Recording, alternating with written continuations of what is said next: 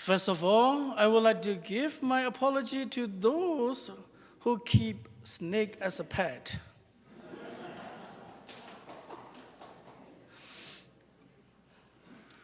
Well, another thing is I like to ask the kind of a silly question. Last time I asked whether have you ever drank, the toddy or not.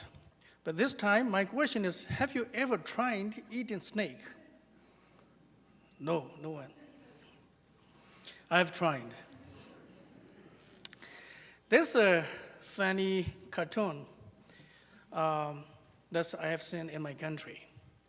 So in that cartoon, two people, they were in the costume from my tribe, kind of old traditional costume. The setting in the cartoon is the outdoor setting, is in the forest. Right in front of them, there's a bonfire. And then there's a conversation going on.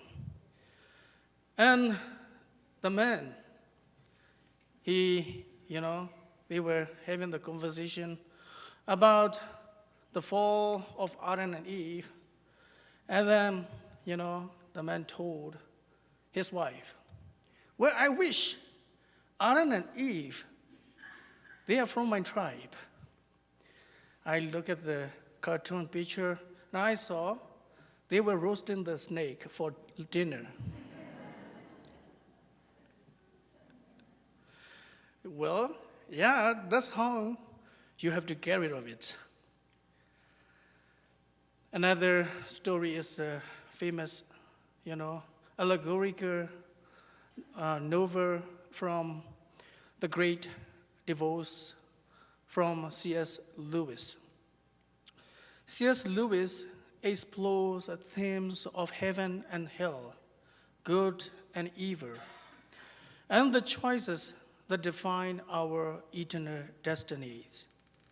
In that book, in one scene, a ghostly man struggles with a red lizard on his shoulder, which symbolizes his sin or a particular vice. The lizard whispers lies, temptations into the man's ear every day, preventing him from moving forward.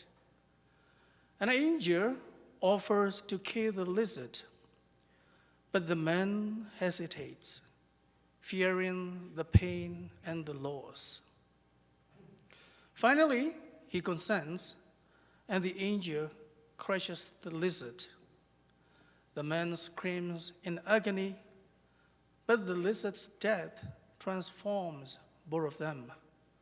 The lizard turns into a beautiful stallion, and the man becomes solid and real, signifying his entry into heaven and the transformation that comes from letting go of the sin. This is a very, very powerful metaphor, illustrates the painful but ultimately liberating process of overcoming sin and the profound change that follows. Well, in the first reading, we heard about the fall of Adam and Eve for listening to the snake, the lies the snake told Eve. And consequently, Adam as well listened to his wife. And then we have to embrace these original sin and also the consequences of the original sin.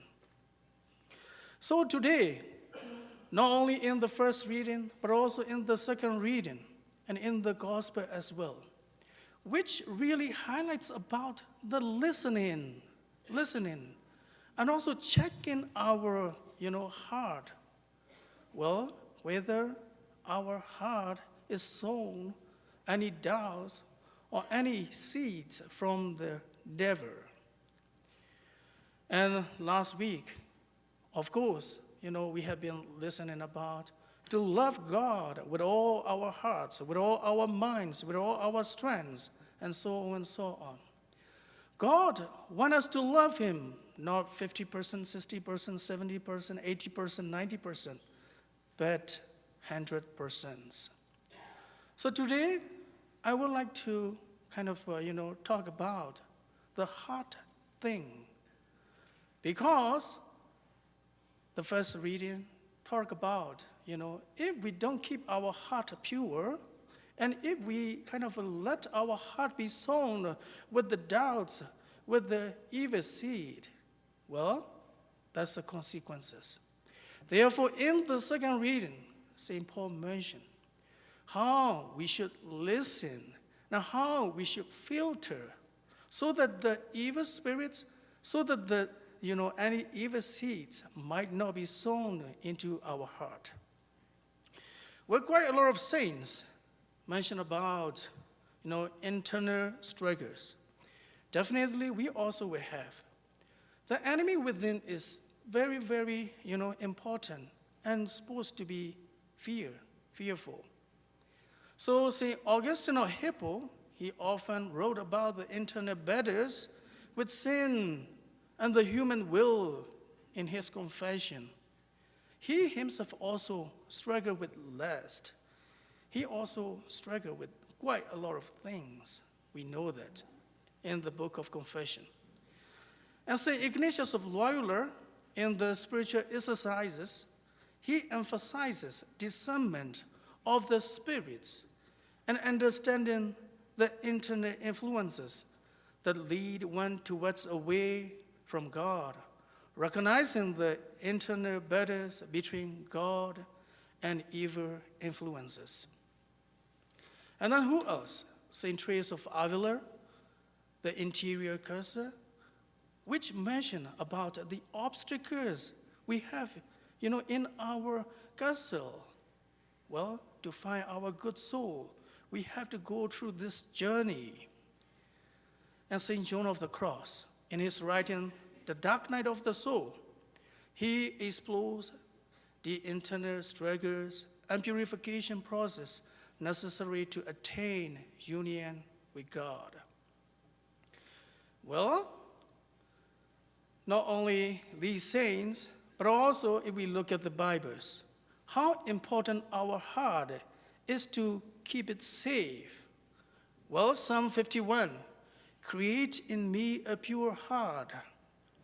And the Proverbs, chapter 4, above all else, guard your heart, for everything you do flows from it. Jeremiah, the heart is deceitful above all things and beyond cure. Who can understand it? And the time of Jesus teaches his disciples. Well, what you kind of go into your mouth doesn't matter. But what you come out from your mouth, from your heart, that's defile you. So everything that's come out of our mouth, we have to remember that, well, those things come out from our mouth, from our heart. Yesterday, we celebrated the most sacred heart of Jesus. Today in the morning, we celebrated Immaculate Heart of Mary.